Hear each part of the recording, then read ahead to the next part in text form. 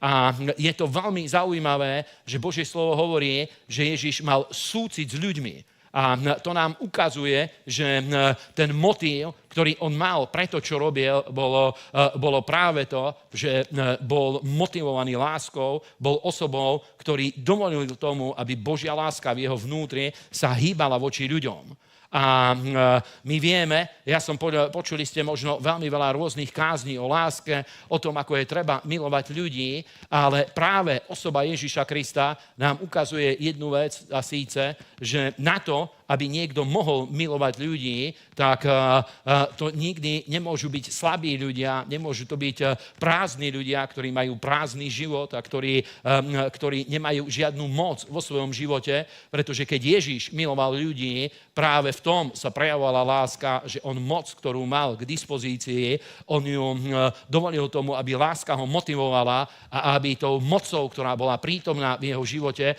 aby slúžil voči ľuďom. A cirkev a Božie kráľovstvo a evanjelium je posolstvo, ktoré v sebe nesie Božiu moc, ktoré v sebe nesie Božie kráľovstvo. A keď ty a ja sme nasledovníci Ježiša Krista, tak na to, aby mohla láska prúdiť v našom srdci, aby si bol človekom, ktorý miluje ľudí a aby si bol človekom, ktorý dovoľuješ tomu, aby láska prúdila skrze tvoj život smerom k ďalším ľuďom, musíš mať vybudovanú identitu a musíš vedieť, že v tebe je ten väčší ako ten, ktorý je vo svete. Amen.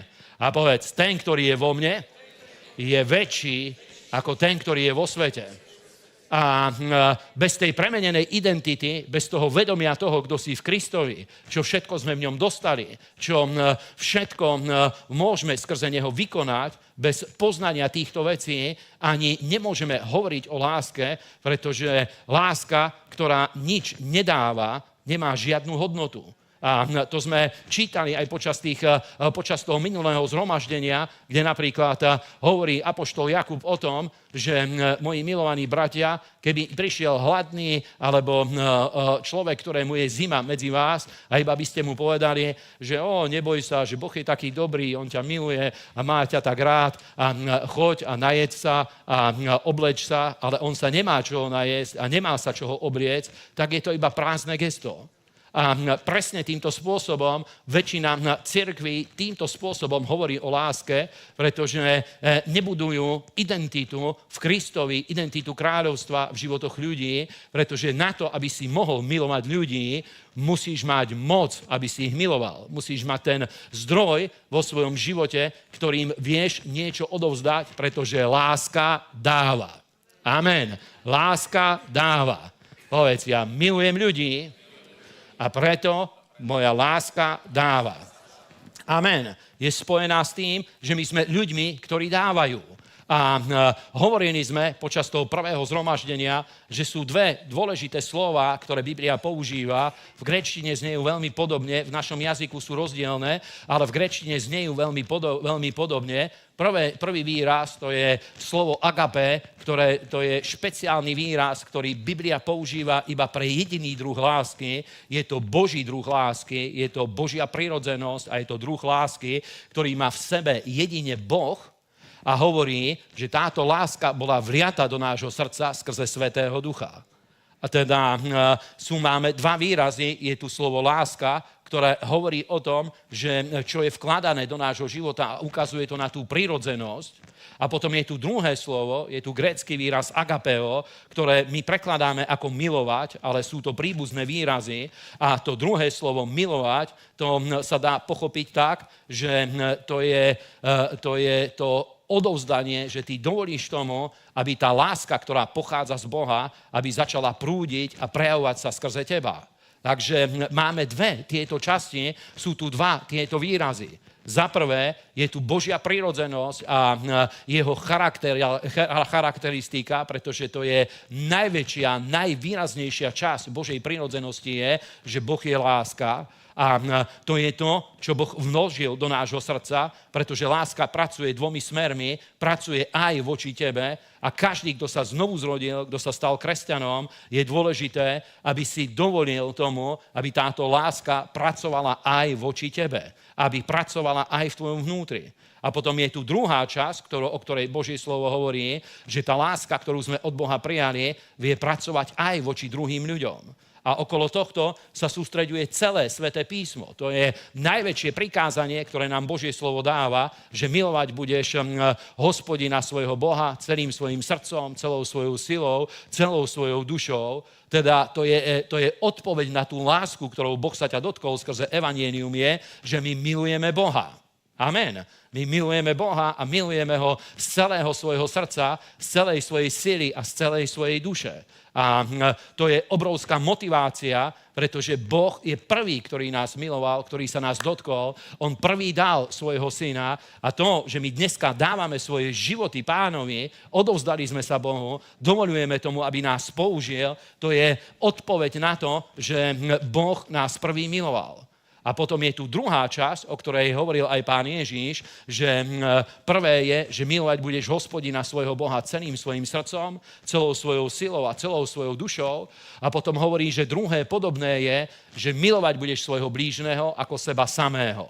A to je presne to, že tú lásku, ktorú Boh vylial do nášho srdca skrze Svätého Ducha, táto láska musí pracovať dvomi smermi. Treba ju nechať, aby pracovala dvomi smermi. Za prvé, musíš ju nechať, aby pracovala v tebe, aby budovala a dvíhala tvoj život, pretože je to veľmi zvláštna vec, ale láska to je najmocnejší vplyv, to je najsilnejšia budujúca sila, ktorá existuje v tomto svete, ktorá existuje v tomto vesmíre. Sú rôzne príklady, ktoré by sme vedeli použiť, ktoré hovorí aj moderná veda. Ja už neviem ani, čo z toho je pravda, pretože toľko vecí som už čítal alebo počul o týchto veciach. Niektorí ľudia hovoria, že najprv to začali niektorí ľudia robiť s tými kvetmi, začali robiť pokusy, kde jednej kvetine hovorili, že milujem ťa, hovorili tieto láskavé slova a absolútne prosperovala a rozkvitala. A bola druhá rastlina, voči ktorej hovorili samé nadávky. Hovorili, že ty sviňa skáp a hovorili rôzne tieto výrazy a hovorili, že ten kvet uschol. A to boli, aspoň tak o tom píšu, že to boli seriózne vedecké výskumy. A čítal som ale potom veľmi podobnú vec, kde hovorili zase o vode a teraz môžeme relativizovať, že kvetina je živá, voda či je živá, alebo proste čo to vlastne je, ale dajme to bokom, hovoríme o tom fyzickom vplyve, aký to malo fyzický vplyv na tieto, či už sú to organizmy alebo veličiny a hovorili, že podobný výskum urobili s vodou a hovorili, že aj voda sa skazila, keď ju preklínali a zle o nej hovorili. A pozrite, že na čom je založený tento svet, na čom je založený pád do hriechu. Keď si prečítaš Rimanom 4. kapitolu, tak hovorí, že 3. kapitolu, najväčším dôkazom pádu do hriechu je, že sa skazil ľudský jazyk, pretože ľudia stratili schopnosť hovoriť budujúce slova, ktoré by boli motivované láskou a do úst sa dostali kliatby a dostali sa devastujúce, ničiace slova, ktoré rozkladajú, ničia a pôsobia devastáciu. Ale vďaka Bohu, pretože sme sa znovu zrodili, dotklo sa to aj nášho jazyka a my máme moc hovoriť slova, ktoré budujú. Amen. A láska sa hýbe skrze náš život, pracuje v našom vnútri, buduje najprv teba, zasahuje najprv teba a je to veľmi mocný fenomén, že Boh najprv necháva túto lásku pracovať voči nám, ale po určitom čase prídeš na to, je to presne tak, ako keď zoberieš pohár a dáš ho pod nejaký zdroj a on sa začne naplňať, ale po čase už i není naplnený iba ten pohár, pretože on začne pretekať a začne to z neho vytekať von, pretože už je tak naplnený, že už to nestačí pre neho samého a začne to pretekať cez neho von a ide to ďalej a preteká tá voda smerom von. A presne takto, keď sme sa znovu zrodili, Boh najprv začal milovať teba a veľmi veľakrát to spôsobilo to, že človek si absolútne užíva Božiu lásku, užíva si to, že aký je Boh dobrý, aké je to fenomenálne, ako veľkou láskou nás Boh miluje a všetko to má ten cieľ, aby tvoj život sa vybudoval, aby tvoj život vzrástol a zosilnil v Kristovi, ale potom musí nastať ten bod, kedy to začne pretekať ďalej. Amen. Pretože tamto je napísané, že milovať budeš svojho blížneho ako seba samého.